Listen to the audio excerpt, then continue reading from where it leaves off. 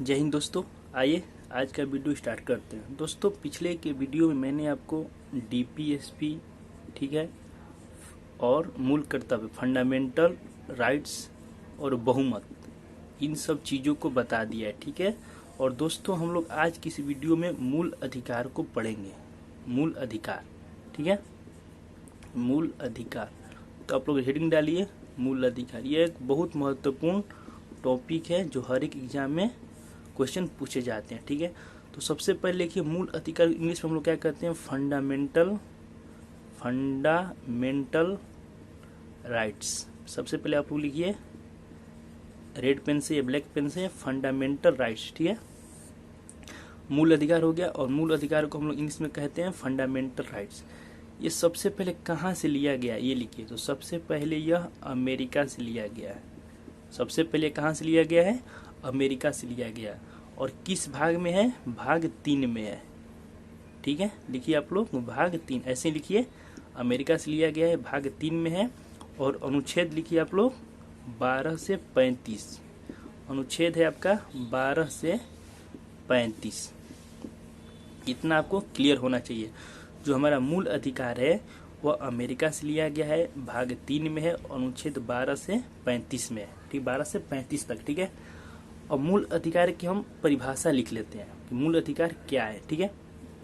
तो आप लोग लिखिए मूल अधिकार, लिखिए आप लोग मूल अधिकार या मौलिक अधिकार भी कहते हैं इसको। तो मौलिक अधिकार ही लिखिए, मूल अधिकार जो भी है। तो मौलिक अधिकार वे अधिकार हैं, मौलिक अधिकार वे अधिकार हैं जो व्यक्ति के भौतिक एवं नैतिक विकास के लिए जरूरी है, जो विकास के लिए जरूरी है, और जिन्हें संविधान का विशेष संरक्षण प्राप्त है। इसको संविधान में लिखा गया है, वही बात है, विशेष संरक्षण प्राप्त है, ठीक है। तो क्या है कि मौलिक अधिकार वे अधिकार हैं जो व्यक्ति के भौतिक एवं नैतिक विकास, व्यक्ति के भौतिक का मतलब हुआ कि अगर कोई व्यक्ति बोलना चाहता है, पढ़ना चाहता है, लिखना चाहता है, तो उस पर हम रोक नहीं लगाएंगे, ये उसका अधिकार ही है, शुरू से ही अधिकार है। नैतिक विकास वही बात हुआ, जो पढ़ना लिखना चाहता है, आगे बढ़ना चाहता है, कुछ बोलना चाहता है, तो सरकार उस पर रोक नहीं लगा सकती, विकास के लिए जरूरी है, ठीक है। वह कहीं भी जा सकता है, तो वही बात लिखा हुआ है। और जिन्हें संविधान का विशेष संरक्षण का मतलब संविधान में लिखा हुआ है, ठीक है। तो मौलिक अधिकार वे अधिकार हैं जो व्यक्ति के भौतिक एवं नैतिक विकास के लिए जरूरी है, और जिन्हें संविधान का विशेष संरक्षण प्राप्त है, ठीक है। यहाँ तक क्लियर हुआ आपका। अब इसमें कुछ चीजें लिखिए, ठीक है, इसमें कुछ चीजें लिखिए, तीर का चिन्ह बना के आप लोग लिखिए इसमें। मूल संविधान मतलब क्या, जब संविधान बना था तो मूल संविधान में 7 प्रकार, या ऐसे लिखिए आप लोग, मूल संविधान में 7 प्रकार के एफ आर का मतलब फंडामेंटल है, शॉर्ट में लिख रहे हैं, एफ आर थे। मूल संविधान में कितने प्रकार का मौलिक अधिकार था, 7 प्रकार के मौलिक अधिकार था, ठीक है। लेकिन क्या किया गया, लेकिन इसको लिखिए आप लोग 44वें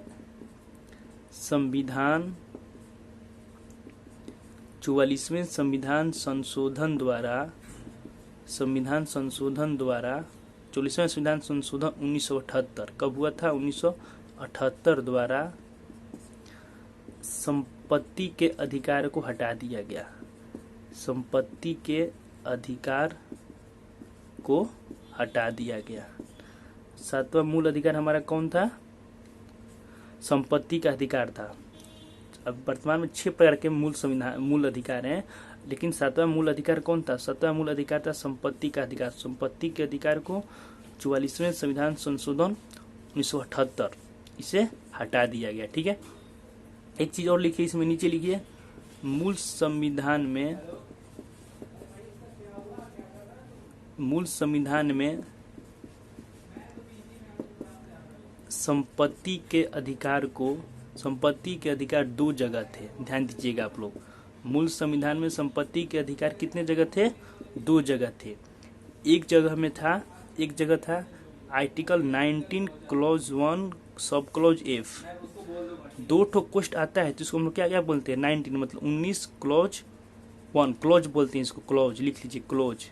और एक कोष्ट और आ जाएगा तो सब क्लॉज, ठीक है। तो article 19 clause 1 sub clause F था, ठीक है। और एक जगह था आर्टिकल 31, ठीक है। तो मूल संविधान में 7 प्रकार के मूल अधिकार थे, लेकिन इसे 44वें संविधान संशोधन द्वारा इसे हटा दिया गया, ठीक है। तो मूल संविधान में संपत्ति के अधिकार 2 जगह थे, एक था 19 क्लॉज 1 सब क्लॉज एफ में था और एक था 31 में था। तो अब आप लोग लिखिए कि 19 क्लॉज 1 क्लॉज एफ क्या है, उसी के नीचे लिखिए आर्टिकल मतलब 19 क्लॉज 1 सब क्लॉज एफ में क्या था। इसमें यह लिखा हुआ था कि प्रत्येक व्यक्ति को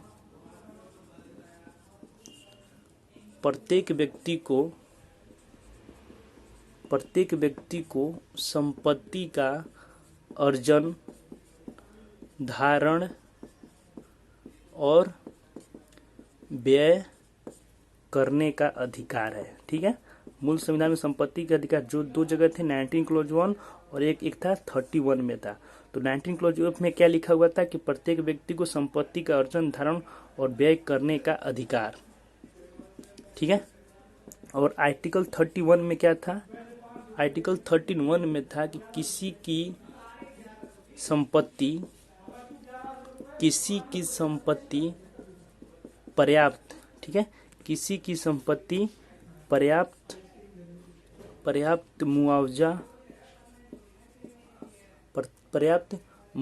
मुआवजा देकर ही ली जा सकती है, ठीक है, ली जा सकती है। आपका आर्टिकल 31 है, आर्टिकल 30। तो ये आप लोग समझ गए। संपत्ति के अधिकार मूल संविधान में 2 जगह था, इसमें था कि प्रत्येक व्यक्ति को मतलब सबको क्या है कि कोई भी संपत्ति को कमा सकता है, उसको रख सकता है, उसको बेच सकता है, ये उसका अधिकार है। 19 क्लॉज 1 एफ में था। 31 में था किसी की संपत्ति पर्याप्त मुआवजा देकर ही ली जा सकती है। मतलब अगर सरकार को किसी की जमीन लेनी है तो उसको पर्याप्त मुआवजा, उचित पैसा उसको दिया जाएगा। ये नहीं कि 10 लाख का जमीन है तो 2 लाख रुपया देगा, नहीं, उसको 10 लाख ही दिया जाएगा, ठीक है। तो वहीं लिखा हुआ है। तो ये 2 जगह थी, ठीक है। लेकिन इसको क्या किया गया कि 44वां संशोधन 1978 द्वारा संपत्ति के अधिकार, ठीक है, संपत्ति के अधिकार को भाग 12, ध्यान दीजिएगा, भाग 12 और अनुच्छेद 300 क, ठीक है, अनुच्छेद 300 क, अगर इंग्लिश में आपको लिखा होगा तो ए लिखेगा, ए या 300 क, ठीक है, में रखा गया है, ठीक है। मतलब संपत्ति के अधिकार को हटा दिया गया। 44वें संविधान संशोधन द्वारा संपत्ति के अधिकार को हटा दिया गया और कहाँ रखा गया? भाग 12 में रखा गया, अनुच्छेद 300 क में रखा गया, ठीक है। भाग 12 अनुच्छेद 300 क में रखा गया। नेक्स्ट पॉइंट लिखिए 86वें संशोधन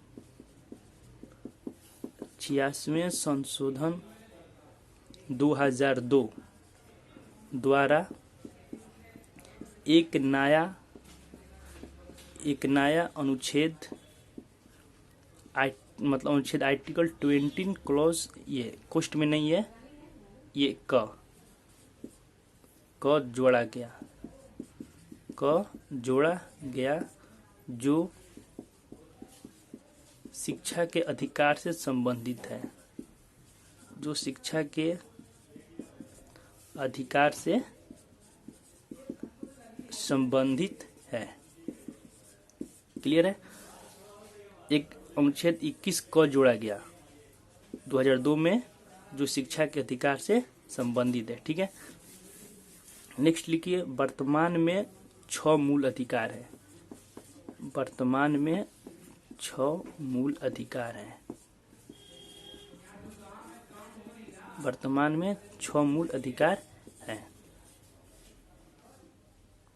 तो अब हम लोग देखते हैं 6 मूल अधिकार वो कौन कौन से हैं। ठीक है, तो पहला लिखिए, पहला है इसमें समता का अधिकार। 6 मूल अधिकार में से पहला है समता का अधिकार। समता का अधिकार, इसको हम लोग इंग्लिश में कहते हैं right to equality. Right to equality, equality. ठीक है, इसमें है समता का अधिकार। तो समता के अधिकार में कितना अनुच्छेद है, यहाँ पे लिख लीजिएगा 14 से लेके 18 तक। समता के अधिकार में कितने अनुच्छेद है, 14 से 18 तक। ठीक है, समता का अधिकार। दूसरा है स्वतंत्रता का, आगे बताएंगे अनुच्छेद 14, 15, 16, 17, 18 क्या है। ठीक है, इसमें लिखिए आप लोग स्वतंत्रता का अधिकार। समता का अधिकार, दूसरा है स्वतंत्रता का अधिकार। इसको इंग्लिश में कहते हैं right to freedom. Right to freedom, right to freedom. ठीक है, इसमें कितना अनुच्छेद है, इसमें आपका है 14 से 18 तो ये हो गया। इसमें है 19, 20, 21, 21 क और 22। 21 क को जोड़ा गया 86वें संविधान संशोधन, 86वां संविधान संशोधन 2002 में इसी को जोड़ा गया। पहले इसमें 4 था, 19, 20, 21, 21 क और 22। तीसरा है शोषण के विरुद्ध अधिकार। शोषण के विरुद्ध अधिकार, शोषण के विरुद्ध अधिकार। तीसरा है शोषण के विरुद्ध अधिकार। इसमें कौन सा अनुच्छेद है, इसको हम लोग इंग्लिश में क्या कहते हैं, शोषण के विरुद्ध अधिकार। राइट अगेंस्ट एक्सप्लोरेशन, इसको लिखिए EXPLAITATION। ठीक है, शोषण के विरुद्ध अधिकार, राइट अगेंस्ट एक्सप्लोरेशन। इसमें अनुच्छेद है 23 और 24। 23, 24 शोषण के विरुद्ध अधिकार, शोषण के विरुद्ध अधिकार, राइट अगेंस्ट एक्सप्लोरेशन, अनुच्छेद 23 और 24। अनुच्छेद 23 और 24, पहला है समता का अधिकार, दूसरा है स्वतंत्रता का अधिकार, तीसरा है शोषण के विरुद्ध अधिकार। समता के अधिकार में 14 से 18, 14, 15, 16, 17, 18। स्वतंत्रता का अधिकार 19, 20, 21, 21 क और 22। 21 क को कब जोड़ा गया, 6 संशोधन। शोषण के विरुद्ध अधिकार 23 और 24। ठीक है, चौथा धर्म 1, 2, 3 धर्म की स्वतंत्रता का अधिकार। धर्म की स्वतंत्रता का अधिकार, धर्म की स्वतंत्रता का अधिकार। इसको इंग्लिश में कहते हैं right to freedom of religion. Right to freedom of religion. ठीक है, इसमें कौन कौन सा अनुच्छेद है, इसमें है 25, 26, 27, 28, 4 अनुच्छेद है। ठीक है, पांचवा है संस्कृति और शिक्षा संबंधी अधिकार। संस्कृति और शिक्षा संबंधी अधिकार। संस्कृति और शिक्षा संबंधी अधिकार, इसको इंग्लिश में कहते हैं cultural and educational, CATIONAL, educational rights, culture and educational rights. इसमें है अनुच्छेद 29 और 30। ठीक है, 25, 24, 27, 28 4 अनुच्छेद धर्म की स्वतंत्रता के अधिकार। पांचवा है संस्कृति और शिक्षा संबंधी अधिकार, अनुच्छेद 29 और 30। 30 के बाद आता है 31, लेकिन 31 को 44वें संविधान 1978 द्वारा इसको हटा दिया गया, संपत्ति का अधिकार था। तो 29 और 30 के बाद सीधा आएगा 32। तो छठवा है हमारा संवैधानिक उपचारों का अधिकार। संवैधानिक उपचारों का अधिकार, छठवा है संवैधानिक उपचारों का अधिकार। इसको हम लोग इंग्लिश में कहते हैं राइट टू, संवैधानिक उपचारों का अधिकार इंग्लिश में कहते हैं राइट टू कॉन्स्टिट्यूशनल